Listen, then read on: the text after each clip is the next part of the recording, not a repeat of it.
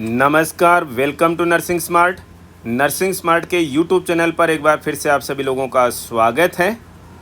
तो चलिए आज के इस वीडियो में हम एक क्वेश्चन देखते हैं मास्लोज हायरार्की ऑफ नीड्स को लेकर के। क्वेश्चन क्या रीड करता है, which action is associated with a second level need according to Maslow's hierarchy of needs. यानी कि इनमें से जितनी एक्शन दी हुई हैं, इनमें से कौन सी action Maslow's hierarchy of need के हिसाब से सेकंड लेवल से एसोसिएटेड है। इस क्वेश्चन को अच्छे से क्लियर करने के लिए हमें पता होना चाहिए कि मास्लोज हायरार्की ऑफ नीड्स क्या है। इससे क्वेश्चंस आते हैं, स्ट्रेट फॉरवर्ड क्वेश्चन नहीं आएगा एग्जाम में एप्लीकेशन बेस्ड क्वेश्चन आएगा। इसलिए आपको मास्लोज हायरार्की ऑफ नीड्स का इम्पोर्टेंस के हिसाब से अच्छे से क्लियर होना बहुत ज़रूरी है। अगर हम हायरार्की ऑफ नीड्स की बात करते हैं तो सबसे पहले पता होना चाहिए कि हायरार्की ऑफ नीड्स का प्रपोजल जो है वो सबसे पहले किसने रखा। इसका प्रपोजल सबसे पहले रखा अब्राहम मास्लो ने। पता होना चाहिए थोड़ा सा, एग्जाम्स के हिसाब से इतना इम्पोर्टेंट नहीं है। कब दिया? 1970 के अंदर। इसीलिए इन्हें हम मास्लोज हायरार्की ऑफ नीड्स के नाम से भी बोलते हैं, या Maslow's hierarchy of basic needs का भी हम इसको नाम देते हैं। मास्लो के नाम से ही हमने इसको नाम दिया हुआ है। तो इस मास्लोज हायरार्की ऑफ नीड्स में क्या है, ह्यूमन नीड्स जो हैं वो एक हायरार्की ऑफ इम्पोर्टेंस के हिसाब से, यानी इम्पोर्टेंस की हायरार्की में अरेंज की हुई है। यानी कि कौन सी नीड जो है वो ज़्यादा इम्पोर्टेंट है, कौन सी नीड कम इम्पोर्टेंट है, उसके बाद में कौन सी नीड इम्पोर्टेंट है, उसके बाद में कौन सी इम्पोर्टेंट है। तो उसके हिसाब से इन नीड्स को अरेंज कर रखा है एक हायरार्की में। और ये हायरार्की क्या एम्फेसाइज करती है कि हर एक इंडिविजुअल अपनी लाइफ में जो नीड्स हैं उसकी कम इम्पोर्टेंस से लेकर के आने वाले समय में ज़्यादा इम्पोर्टेंस की तरफ में मोटिवेट करता है। यानी कि हमारे जो कम इम्पोर्टेंट नीड है उससे ज़्यादा इम्पोर्टेंट नीड की तरफ में हर कोई ह्यूमन नीड जो है वो मोटिवेट होता रहता है। और अल्टीमेट गोल क्या है उसका? Self actualisation. सेल्फ एक्चुअलाइजेशन जो है वो अल्टीमेट गोल है, फाइनल गोल हर एक इंसान का यही है। आपसे कोई पूछे कि किसी ह्यूमन की एग्जिस्टेंस किसके हिसाब से है, एग्जिस्टेंस उसकी है उसकी नीड्स के हिसाब से। और ये नीड्स जो हैं इम्पोर्टेंस के एक ऑर्डर में हैं, जिनकी हमने यहाँ पर क्या बना दी है, हायरार्की बना दी है। और ये इम्पोर्टेंस के हिसाब से इनकी हायरार्की है। ये किसको अफेक्ट करती हैं दोस्तों? ये नीड्स जो हैं हमारे ह्यूमन बिहेवियर को अफेक्ट करती हैं। ये चीज़ आप नोट कर लीजिएगा कि ये सारी नीड्स जो हैं हमारे ह्यूमन बिहेवियर को इन्फ्लुएंस करती हैं। तो हमारा ह्यूमन बिहेवियर जो है इन नीड्स से, और कितनी नीड्स हैं? ये 5 नीड्स हैं। और ये पांचों नीड्स जो हैं उनका हायरार्कियल ऑर्डर क्या है। सबसे बेसिक जो नीड हैं और सबसे अल्टीमेट जो नीड है हम उनको उन्हीं के हायरार्की ऑर्डर में पढ़ेंगे। अगर हम मास्लोज हायरार्की ऑफ नीड्स की बात करते हैं तो इनमें सबसे बेसिक जो नीड आती है वो है फिजियोलॉजिकल नीड्स। और फिजियोलॉजिकल नीड्स क्या होती हैं? 1975 की एक मूवी देखी है दोस्तों आपने, रोटी कपड़ा और मकान। ये तीनों चीजें, इंसान सबसे पहले इन 3 चीजों के पीछे दौड़ता है। किसी भी इंसान की सबसे बेसिक नीड्स में ये आती हैं रोटी कपड़ा और मकान। तो क्या ये रोटी कपड़ा मकान ही फिजियोलॉजिकल नीड्स हैं क्या? इसके अलावा और कोई नीड नहीं है क्या? जी नहीं, बहुत सारी नीड्स हैं। और क्वेश्चंस में जब आती हैं तो आपको बहुत ही वाइजली इनको सेलेक्ट करना पड़ेगा। आपने सबसे पहले इस फिजियोलॉजिकल नीड्स में किसकी बात की? रोटी की बात की, मीन्स फूड इसमें आता है। कपड़ा और मकान की बात की तो शेल्टर इसी के अंदर आता है, सबको चाहिए। फूड के साथ में आपको पता है दोस्तों एयर और वाटर बॉडी की फिजियोलॉजिकल नीड्स हैं। इनके बिना किसी भी इंसान का जीवित रहना पॉसिबल नहीं है, तो ये भी इसी के अंदर आती हैं। रेस्ट एंड स्लीप जो हैं वो भी फिजियोलॉजिकल नीड है, सबको पता है दोस्तों। अब हर एक चीज़ लिखी नहीं जा सकती थी रोटी कपड़ा मकान में, बेसिक नीड है rest and sleep.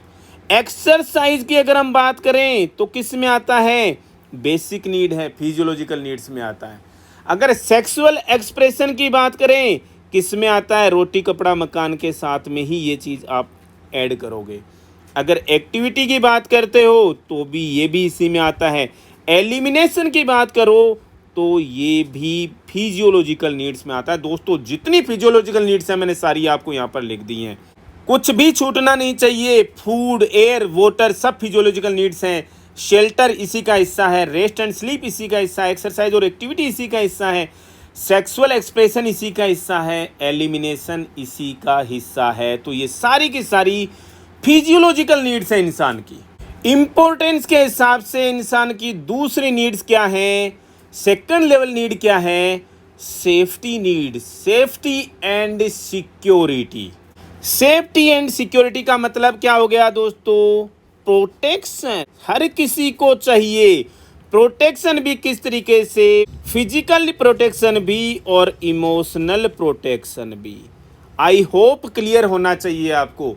Physical as well as emotional protection. Safety security का दूसरा नाम क्या लिख सकते हैं हम? फ्री फ्रॉम फियर या फ्रीडम फ्रॉम फियर। अब ये सेफ्टी एंड सिक्योरिटी जो है, जिसमें हमने प्रोटेक्शन की बात करी, physical as well as emotional, यानी बेसिक जो मीनिंग है इसका फ्रीडम फ्रॉम फियर, ये बहुत ही ब्रॉड टर्म है और एग्जाम में जो क्वेश्चन आते हैं वो आपको पता होना चाहिए कि इसमें क्या ऑप्ट करना है, ये क्या कहना चाह रहा है एग्जामिनर आपको। समझते हैं अभी हम इसको। आप दिन में बार बार हाथ धोते हैं, हैंड वॉश करते हैं, मतलब ये हैंड हाइजीन है। क्यों करते हैं? आज तक भी करते आ रहे थे, आजकल पिछले 1.5 साल से ज़्यादा करने लग गए। किस लिए? कोविड-19 का डर है जी। इसका मतलब किससे बचने के लिए? Freedom from fear. फियर क्या है? कोविड-19 है। किस में आएगा? सेफ्टी एंड सिक्योरिटी में आएगा। आप कोई भी प्रोसीजर कर रहे हैं तो क्या करते हैं? स्टाइल टेक्निक से करते हैं। मतलब क्यों कर रहे हैं? जिसके अंदर आपका हैंड वॉश मीन्स स्क्रब जिसको बोलते हो ये भी आ जाता है। किस वजह से? सेफ्टी एंड सिक्योरिटी की वजह से। इसमें क्या है? सेफ्टी एंड सिक्योरिटी हो गई, पेशेंट को इन्फेक्शन ना हो जाए, सबको पता है, सेफ्टी एंड सिक्योरिटी के अंदर आता है। पेशेंट वार्ड में एडमिट है, उसके बाजू में जो कॉल बेल लगी हुई है वो पेशेंट की रीच में होनी चाहिए। रीच में नहीं है, उसकी सेफ्टी एंड सिक्योरिटी के लिए अलार्म है। फिर वो क्यों? अगर पेशेंट को कोई दिक्कत आई और वो कॉल बेल प्रेस नहीं कर सकता, इसका मतलब सेफ्टी एंड सिक्योरिटी को रिस्क है उसकी, तो ये भी सेफ्टी एंड सिक्योरिटी के अंदर आता है। व्हील चेयर समझ लीजिए चाहे से, या फिर बेड समझ लीजिए, उसके व्हील्स जो हैं अगर लॉक्ड नहीं हैं, लॉक होने चाहिए, तो वो सेफ्टी एंड सिक्योरिटी के अंदर आता है। बेड की जो हाइट है वो प्रॉपर हाइट है, मीन्स लोवेस्ट पोजीशन पर है, उसकी हाइट जो है वो लोवेस्ट पोजीशन पर है, इसका मतलब पेशेंट की सेफ्टी सिक्योरिटी के अंदर आता है। जब कभी भी हम कोई क्लिनिकल प्रोसीजर करने जा रहे हैं, उससे पहले आप पेशेंट को वो क्लिनिकल प्रोसीजर अच्छे से समझाते हो, जो एक्सप्लेनेशन है वो भी पेशेंट की सेफ्टी एंड सिक्योरिटी के अंदर आता है। ऐसी कोई भी एक्टिविटी जो पेशेंट का ट्रस्ट को प्रमोट करती है वो सेफ्टी एंड सिक्योरिटी के अंदर आती है। इफ़ेक्टिव मोबिलिटी जो है, इफ़ेक्टिव मोबिलिटी, ये भी सेफ्टी एंड सिक्योरिटी के अंदर आती है। पेशेंट के कंफर्ट को मेंटेन करना, ये भी किसके अंदर आएगा? सेफ्टी एंड सिक्योरिटी के अंदर आता है। तो बहुत ही इम्पोर्टेंट पॉइंट है Maslow's hierarchy of basic needs का लेवल 2 पर सेफ्टी एंड सिक्योरिटी आपको सब कुछ समझ में आना चाहिए कि सेफ्टी एंड सिक्योरिटी का मीनिंग क्या है। क्वेश्चन इससे आते हैं, रेगुलरली क्वेश्चंस आते हैं दोस्तों। मास्लोज हायरार्की ऑफ नीड्स में तीसरी नीड आती है लव एंड बिलोंगिंग। इसका मीनिंग क्या है? बहुत सिंपल मीनिंग देखते हैं।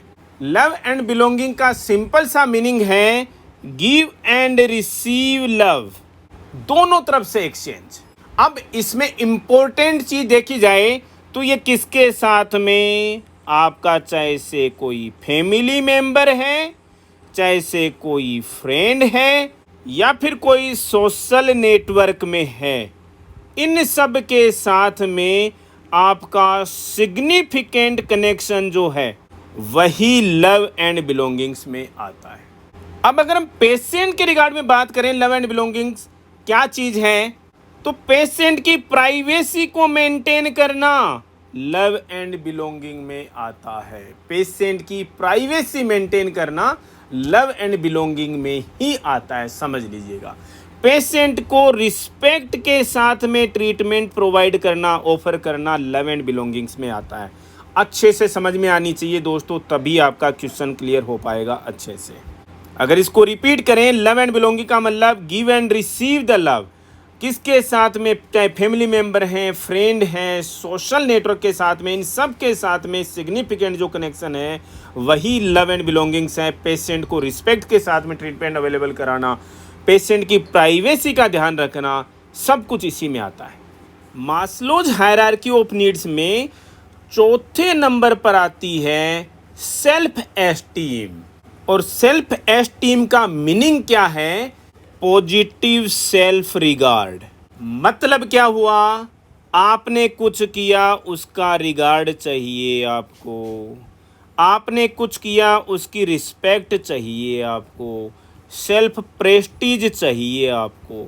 मतलब ये प्रेस्टिजियस मैटर हो गया, कहते हैं ना, इट इज प्रेस्टिजियस मैटर। आपने कुछ किया, उसके बदले में आपको एप्रिसिएशन चाहिए। ये सेल्फ एस्टीम का मैटर है। Need of self esteem fourth level की नीड है इंसान की। हर कोई इंसान इंडिपेंडेंट होना चाहता है। हर कोई इंसान अपने लेवल पर कॉन्फिडेंट होना चाहता है। ये सब कुछ किस में आता है? सेल्फ एस्टीम में आता है। आप अपनी लाइफ में हर किसी को, जो आपका नियर डियर वन है, उसको सपोर्ट करना चाहते हो, सपोर्टिंग गोल है, वो भी सेल्फ एस्टीम में आता है। पेशेंट की जो वैल्यूज हैं, सबसे इंपॉर्टेंट चीज समझिएगा, पेशेंट की जो वैल्यूज हैं, पेशेंट के जो बिलीव्स हैं, उनको एक्सेप्ट करना भी सेल्फ एस्टीम में आता है। मतलब पेशेंट क्या चाहता है कि मेरी जो वैल्यूज हैं, मेरे जो बिलीव्स हैं, उनको एक्सेप्ट किया जाए आपकी साइड से, केयर टेकर की साइड से, तो वो सेल्फ एस्टीम में आता है। उसका भी कोई सेल्फ प्रेस्टीज है, सेल्फ एस्टीम है उसकी भी अपने आप की कोई। इंडिपेंडेंस को एनकरेज करना भी किस में आता है? सेल्फ एस्टीम में आता है। तो दोस्तों, इससे आपको समझ में आ जाना चाहिए कि सेल्फ एस्टीम का मतलब क्या होता है। हर एक इंसान का अल्टीमेट गोल क्या है दोस्तों? वो है सेल्फ एक्चुअलाइजेशन। इसका मतलब सेल्फ एक्चुअलाइजेशन का मीनिंग क्या होता है? Within your abilities. हर एक इंसान अपनी एबिलिटीज के अंदर अंदर हाईएस्ट पोटेंशियल को अचीव करना चाहता है। अपना जो पोटेंशियल है उसका हाईएस्ट लेवल अचीव करना चाहता है। यही क्या है? सेल्फ एक्चुअलाइजेशन है। मतलब पर्सनल पोटेंशियल को फुली अचीव करना। हर एक इंसान का पर्सनल पोटेंशियल अलग अलग है, तो पर्सनल पोटेंशियल को कंप्लीटली या फुली अचीव करना ही क्या किसके अंदर आएगा? सेल्फ एक्चुअलाइजेशन के अंदर आता है। पेशेंट के रिगार्डिंग अगर हम बात करें, तो मतलब पेशेंट चाहता है कि मुझे एक यूनिक पहचान मिले। जिस डिपार्टमेंट में वो एडमिट है, उसे एक यूनिक इंडिविजुअल की तरह से ट्रीट किया जाए, वो सेल्फ एक्चुअलाइजेशन में आता है। दोस्तों, यहाँ पर समझना, कुछ एक चीज़ें कंफ्यूजिंग हो सकती हैं आपके लिए, लेकिन एग्जाम में आपको यहीं से जब समझोगे इसको बार बार, तो ही समझ में आएंगी ये चीज़ें। अपनी स्ट्रेंथ पे फोकस करना किसके अंदर आएगा? सेल्फ एक्चुअलाइजेशन के अंदर आएगा। होप को सपोर्ट करना किस में आएगा? सेल्फ एक्चुअलाइजेशन के अंदर आएगा। पेशेंट को टीचिंग देना किसके लिए? अपने पोटेंशियल तक पहुंचने के लिए, प्रोएक्टिव होने के लिए उसको अगर आप टीचिंग दे रहे हो, तो वो भी किस में आता है? सेल्फ एक्चुअलाइजेशन में आता है।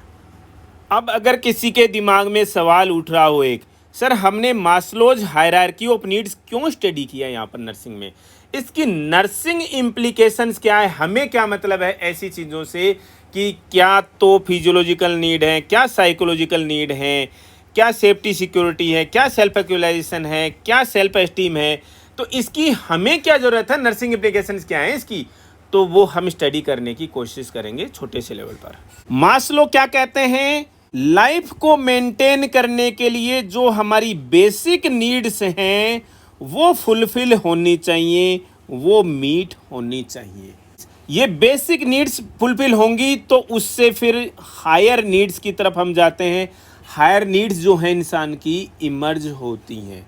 हम बोलते हैं ना इंसान की इच्छाएं कभी ख़त्म नहीं होती, तो हायर नीड्स की तरफ हम इमर्ज होते हैं। हमारी नीड्स जो हैं वो हायर नीड्स इमर्ज हो जाती हैं। अब पेशेंट की बात करें तो इसकी क्या इम्प्लीकेशंस हैं। आपको हेल्प मिलेगी कि पेशेंट की नीड क्या है। मास्लोज हायरार्की ऑफ नीड से आपको समझने में हेल्प मिलेगी कि पेशेंट की क्या नीड्स हैं। आप पेशेंट की नीड्स को आइडेंटिफाई कर पाओगे, उसके हिसाब से आप पेशेंट की केयर प्लान कर सकते हो, जो कि आपका सबसे इम्पोर्टेंट स्टेप होता है पेशेंट की केयर करते समय में। मतलब क्या हुआ, पेशेंट की नीड्स को आइडेंटिफाई करना और दूसरा नीड्स आइडेंटिफाई हो जाए उसके हिसाब से पेशेंट को केयर देना ही हायरार्की ऑफ नीड्स की नर्सिंग इम्प्लीकेशंस में आता है। ये हमने हायरार्की ऑफ नीड्स के पांचों लेवल हमने स्टडी कर लिए, नर्सिंग इम्प्लीकेशंस के पढ़ लिए। अब चलते हैं अपने उस बेसिक क्वेश्चन पर जहां से हमने अपना लेक्चर शुरू किया था। एक बार फिर से रीड करते हैं इस क्वेश्चन को। क्वेश्चन क्या कहता है, which action is associated with a second level need according to Maslow's hierarchy of needs. इनमें से कौन सी एक्शन जो है मास्लो की हायरार्की ऑफ नीड के हिसाब से सेकंड लेवल की से एसोसिएटेड है। पढ़िए पहला action, taking deep breaths after exercising. Exercise के बाद में डीप ब्रीथ करना आपको समझ में आना चाहिए कि किस में आएगा। आपको याद दिला दूं, वाटर, एयर, फूड, ये सब रोटी कपड़ा मकान वाले लेवल पर आते हैं लेवल 1 में। और लेवल 1 क्या है, फिजियोलॉजिकल नीड्स पता होनी चाहिए। तो क्या ये ऑप्शन सही है क्या? जी नहीं, हमें क्या पता करना था, लेवल 2 पता करना है, तो ये ऑप्शन गलत है। सेकंड एक्शन क्या कहता है, hanging A self made painting in a senior centre. किसी सीनियर सेंटर में आपकी पेंटिंग वहां पर हैंग कर रही है, आप क्या फील कर रहे हो उससे? सेल्फ रिगार्ड की फील या सेल्फ रिगार्ड की नीड है आपको, सेल्फ एस्टीम की नीड है आपकी, अचीवमेंट की नीड में आती है, ये अकॉम्प्लिशमेंट की नीड में आती है। तो ये किस में आता है, self esteem self regard level 4 में आता है। हम यहाँ बात कर रहे हैं लेवल 2 की, तो ये ऑप्शन भी गलत हो गया। Receiving weekly phone calls from adult children, अपने बच्चों की वीकली फोन कॉल्स आना किस में आता है? क्लियर कट समझ में आ रहा है, लव एंड बिलोंगिंगनेस में आता है दोस्तों। लव एंड बिलोंगिंगनेस कौन से लेवल पर है? लेवल 3 पे आता है, तो ये ऑप्शन भी करेक्ट नहीं है। एक्शन नंबर 4 देखिए, removing scatter rugs after experiencing A fall in the home. पहले की हिस्ट्री रही कि स्कैटर रग्स में पेशेंट जो है या कोई भी पर्सन उलझ करके गिर गया, मतलब किसकी में आ गया, वो सेफ्टी एंड सिक्योरिटी में आ गया। आपने इस पर्पज से क्या किया, सेफ्टी सिक्योरिटी के पर्पज से आप उन रग्स को रिमूव कर रहे हो। इसका मतलब किस वजह से, अपने आप को इंजरी से बचाने के लिए, अपने आप की प्रोटेक्शन के लिए। ये सारी चीज़ें किसके अंदर आती है, फिजिकल हार्म से अपने आप को बचाना सेफ्टी एंड सिक्योरिटी के अंदर आता है। सेफ्टी एंड सिक्योरिटी लेवल 2 पर आता है। और यही ये चीज़ पूछना चाह रहा है एग्जामिनर आपसे कि इनमें से कौन सा एक्शन जो है सेकंड लेवल से एसोसिएटेड है according to Maslow's hierarchy of needs. तो ये ऑप्शन करेक्ट हो गया। Thank you, thanks a lot for watching video.